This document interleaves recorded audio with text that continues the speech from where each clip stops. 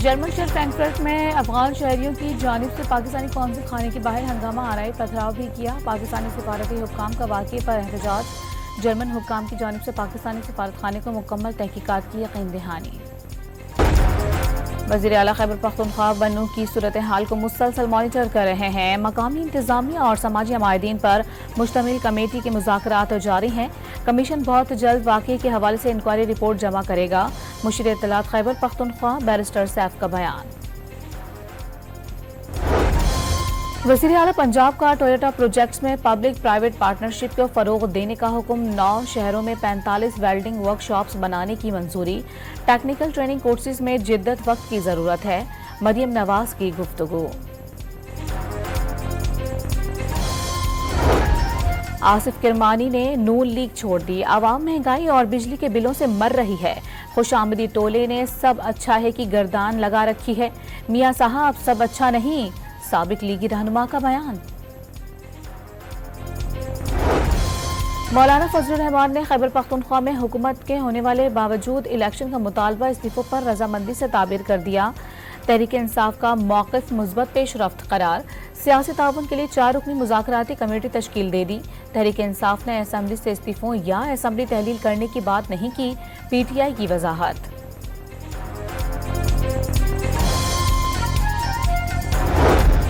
کراچی میں آج پھر بادل برسنے کی پیش گوئی، کہیں ہلکی اور کہیں تیز بارش ہوگی۔ شہر قائد میں زیادہ سے زیادہ درجہ حرارت 38 ڈگری سینٹی گریڈ رہنے کا امکان۔ کل سب سے زیادہ بارش ناظم آباد میں 37 ملی میٹر ریکارڈ۔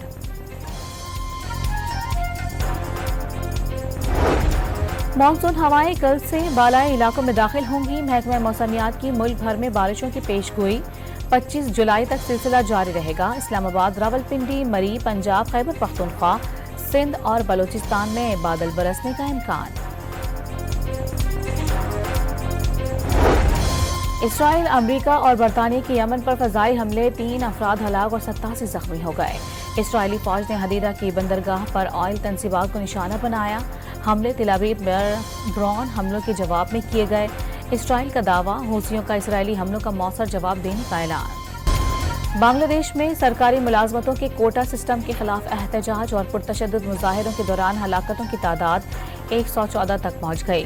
ملک بھر میں کرفیو نافذ کر دیا گیا۔ شرپسندوں کو دیکھتے ہی گولی مارنے کا حکم۔ امریکہ نے اپنے شہریوں کو بنگلہ دیش کا سفر نہ کرنے کی ہدایت کر دی۔